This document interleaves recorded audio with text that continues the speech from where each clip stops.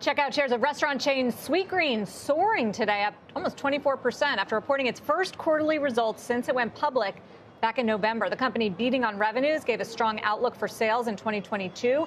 And joining us now for a first on CNBC interview is Sweetgreen CEO and co-founder Jonathan Neman. Jonathan, welcome. It's good to have you. Thanks so much for having me.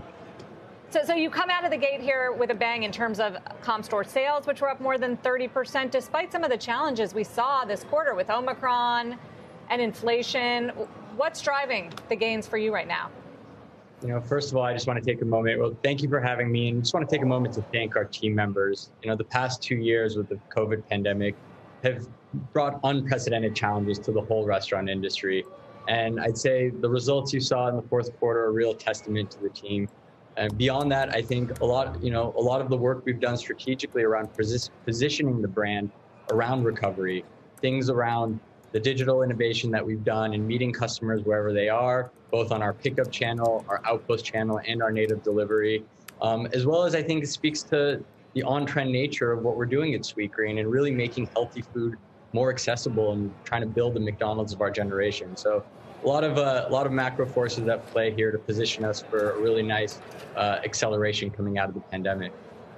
One of those forces that's impacting you and everyone else is inflation, rising costs from food to labor. It looks like you've got some pricing power, Jonathan. How much of that and how much more do you anticipate you might have to raise prices to deal with this kind of environment? This is something the whole industry, really the whole world has been facing from an inflation perspective. For us, comes in two parts mainly. One, labor inflation, and for us it's about being competitive from a wage perspective. And so we've definitely taken some been increasing wages and making sure we're taking care of our team members and creating a compelling value proposition for them to work at Sweetgreen.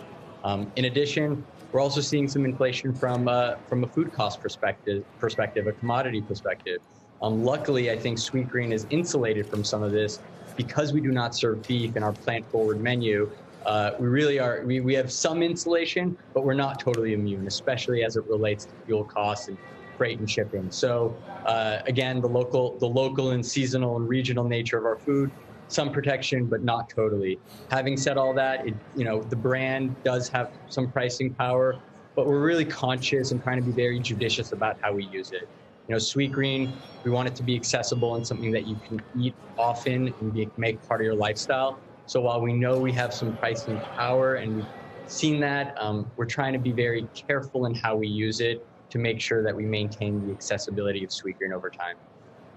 Jonathan, you've had obviously very strong same-store sales, projecting continued very strong same-store sales. I wonder, as you look at the model for the business, what is the capacity of your individual stores? Some of your more mature stores, are they close to it? It just seems as if there's only so much you can have in terms of throughput in that model.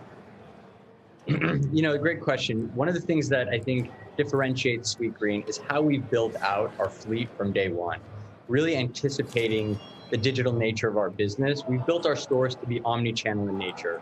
What that means is we understand what the capacity and channel mix of each store could be and have built, in many cases, in all cases, at least a secondary make line, in many cases, many additional make lines to support that digital business.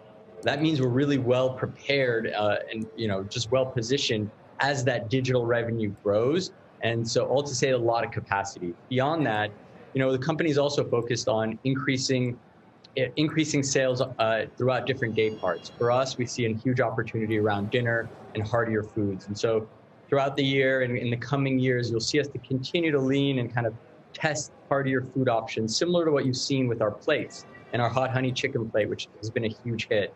So again, huge opportunity in different day parts, but the stores have been built in a way to facilitate that digital revenue and gives us a lot of capacity to continue to grow.